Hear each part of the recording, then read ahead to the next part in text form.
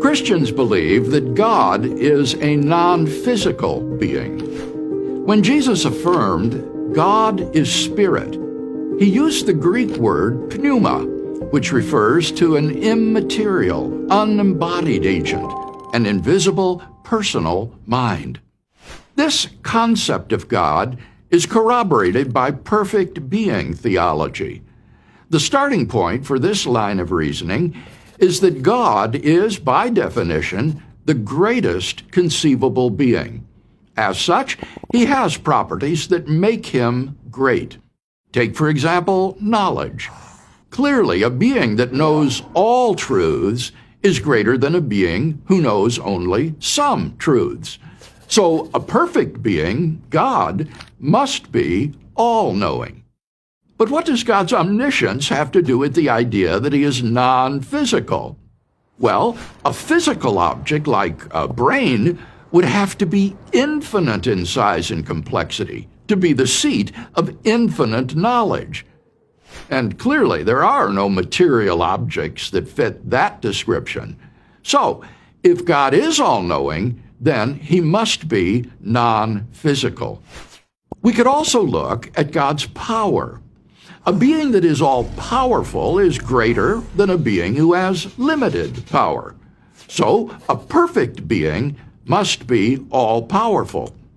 But for a physical being to be all-powerful, it would have to have infinite size and energy. And evidently, there are no material things like that. So, if God is all-powerful, then he must be non-physical. In addition to theological reasons, we also have good philosophical and scientific evidence for the existence of a non-physical creator of the universe. For example, the Kalam cosmological argument proposes that everything that begins to exist requires a cause. Since the universe had a beginning, it requires a cause that is beyond the universe, beyond physical space and time. And the creator of all matter and energy cannot himself be made of matter and energy. So the creator must be non-physical. Another argument, the fine-tuning argument, points out that the natural laws governing the material world include fundamental constants and quantities. These numbers are exquisitely fine-tuned for intelligent life. If any of these numbers varied by an infinitesimally small amount, there'd be no stars, no planets, no chemistry, and no intelligent life. Whoever fine-tuned the universe cannot himself be subject to these numbers, since he's the one who determined them in the first place. So, it seems that whoever is behind it all is not part of the finely tuned material universe. The fine-tuner is non-physical. A third argument builds on the fact that mathematics is really good at describing the material world. In fact, it's unbelievably good. This is both surprising and unexpected. There's no reason to think that it's necessary for mathematics and physics to work together so wonderfully well. But they do. This amazing applicability of mathematics implies the existence of a transcendent mind who created the physical world on a mathematical blueprint. Or, in the words of the Nobel Prize-winning theoretical physicist Paul Dirac, God is a mathematician of the very high order, and he used advanced mathematics in constructing the universe. The mind that created the physical world cannot itself be physical. The cosmic mathematician must be non-physical. So, we have persuasive theological, philosophical, and scientific reasons for thinking that God is spirit.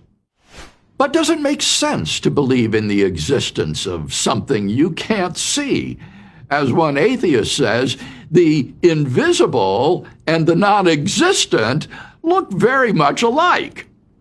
But even atheists believe in the existence of wind, gravity, time, black holes, magnetism, quantum particles, and dark matter, all of which are invisible. Here's a more thoughtful objection.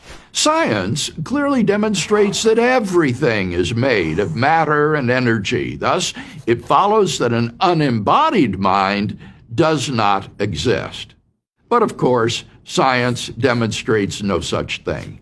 This is a philosophical position known as materialism, and there are good reasons to doubt it.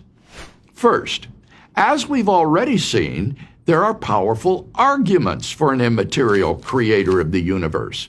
If these are successful, materialism fails.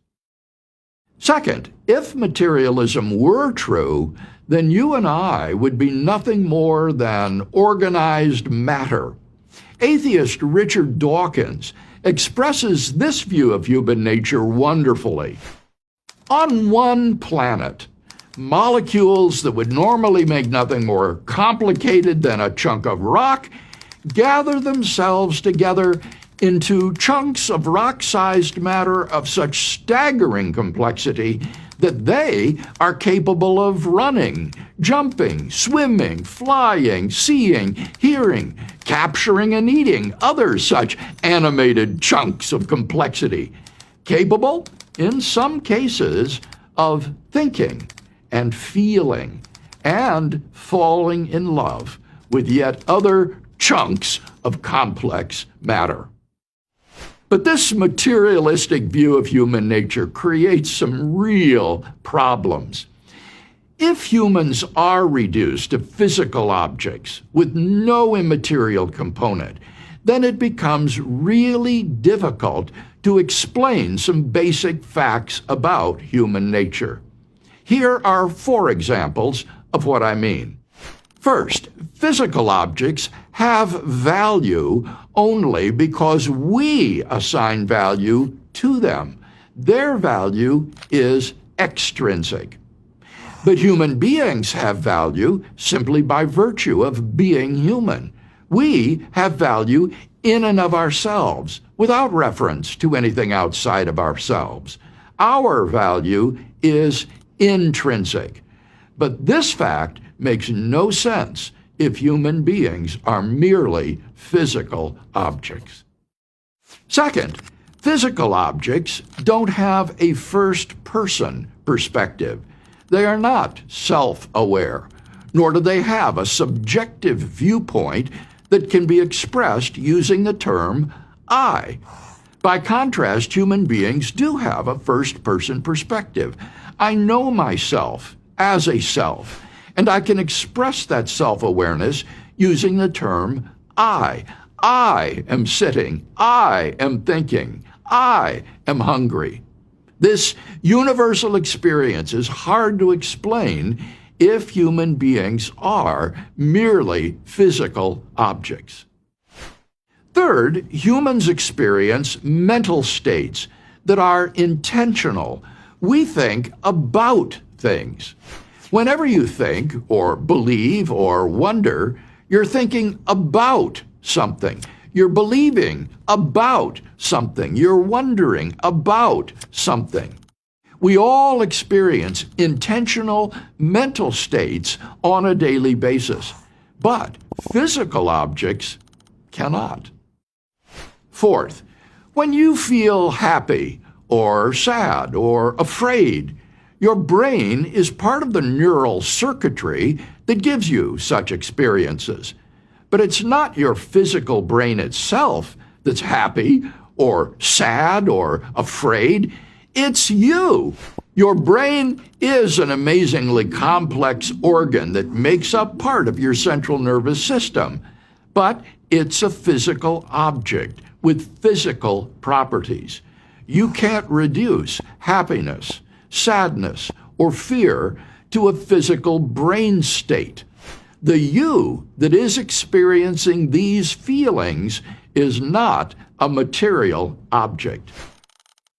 Explaining these four facts is problematic if humans are merely organized matter.